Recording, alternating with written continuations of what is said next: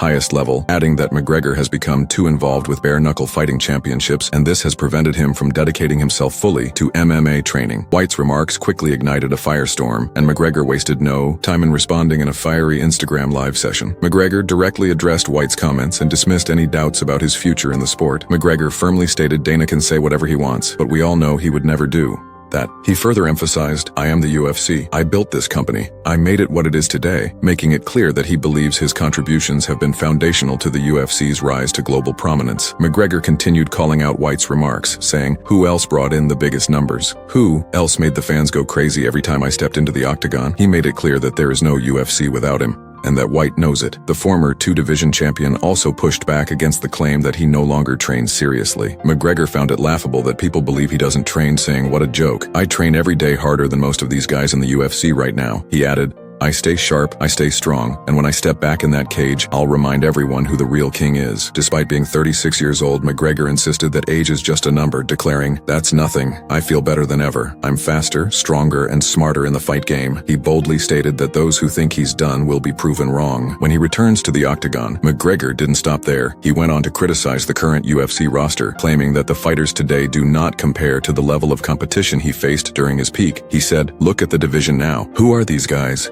Where are the real killers? Where are the warriors? McGregor reminisced about the tough fighters he faced when he was active, saying, back when I was active, I was facing absolute monsters every time I stepped in the cage. Now I see guys who wouldn't have lasted one round with me in my prime. He went on to say that the talent level has dropped in the UFC, and that's the truth as his live session continued. McGregor doubled down on his belief that Dana White would never actually cut ties with him. Let's be honest, Dana needs me. The UFC needs me. McGregor stated, every time I fight, the whole world watches the PPVs go through the roof. The arenas sell out in minutes. He made it clear that no one else brings in that kind of money for the UFC, adding, so he can talk all he wants, but we both know what's really going on. They want me out. I don't think so. McGregor's explosive comments have ignited fresh debate among fans and analysts. Is his time in the UFC truly coming to an end? Or is this just another dramatic chapter in his ongoing battle with Dana White and the UFC organization? As always, when it comes to McGregor, nothing is ever predictable. One thing is certain though, if McGregor does return to the octagon, the entire world will be watching, and his comeback will undoubtedly be one of the most anticipated events in UFC history.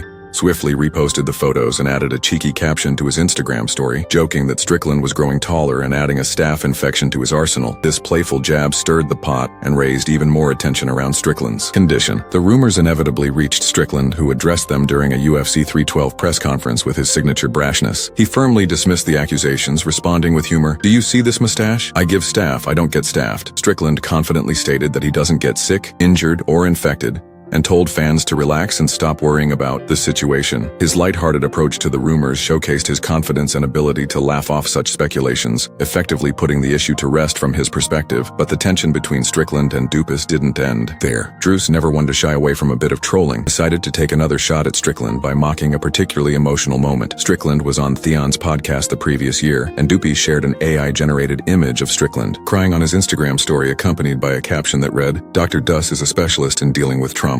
This post was clearly aimed at getting under Strickland's skin, adding fuel to their already heated rivalry as they prepare for their upcoming rematch. It was evident that Dupas was enjoying every moment of the back and forth leading up to their fight. In other news, there's been a lot of speculation about the future of Nardini Emav after his impressive knockout victory over Israel. Adisa Kamaru Usman and Henry Cejudo both weighed in on what might be next for Imavo, agreeing that a matchup with Jared Kerr would be the most logical step for him. Dana White has repeatedly stated that Khamzat Chimaev is the front-runner for the next middleweight title shot, which will likely come from the winner of the upcoming fight between Duplessis and Strickland. However, it's possible that Imavo will need to take another high-profile fight before getting his shot at the title. Kamaru Usman and Henry Cejudo has recently weighed in on the future of Nasrat Mava in the middleweight division, suggesting that if Khamzat Chimaev is unwilling to wait for his title shot, a matchup between Chimaev and Imavo could be the best. A next step. Both fighters have made it clear that Chimaev is likely to be the front runner for the next middleweight title shot, as Dana White has consistently backed him for the opportunity.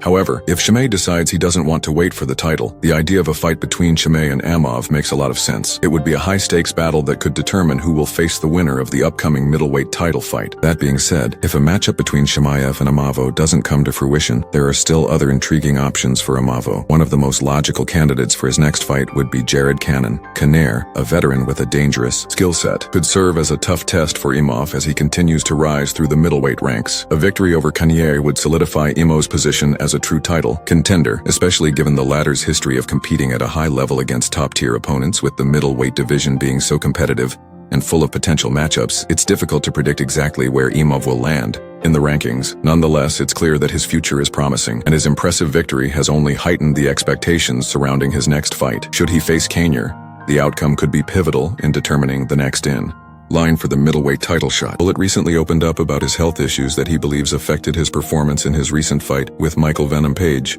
Speaking with Red Corner, MMA Bullet revealed that he had been dealing with several health issues, including bacteriosis and parasitosis in his intestines, which caused him to feel sick during the fight. He explained that he felt weak and was unable to perform at his usual level because of the issues he was dealing with. "I've never felt this sick in the cave," explaining that his legs were weak, his arms felt drained, and he couldn't keep the pace he normally does. Despite this, he emphasized that his mind was still focused on the fight, but his body simply wasn't cooperating. He expressed hope that he could resolve these health issues before his next fight, but it's clear that the physical challenges he faced were a significant factor in his loss. Conor McGregor has once again found himself at the center of controversy with the UFC, this time due to comments made by UFC President Dana White. The conflict started when White hinted during a press conference that McGregor might be permanently removed from the UFC. White suggested that McGregor no longer possesses the skill level required to compete at the Jon Jones years, Javante Tank, and the announcement of an unstoppable med knockout and power, fan confidence, late that power, he is everything, coming heavyweight title defense against Tom Aspie's. He teased the announcement decision, hashtags like number N still get ready and Ford, Champa changed. At first high expectations, however, the revelation was moved from what fans had anticipated in time, right? Big fight announcement. Jon Jones shared a video on X-Force, Tank known as Twitter, where the address coach and different teams, he began missing accountability, discipline, and leadership. Without care, systems like Ford and Tanko are spiraling into widespread financial devastation. Jon soon explained how too many Americans are being led into medical debt or bankruptcy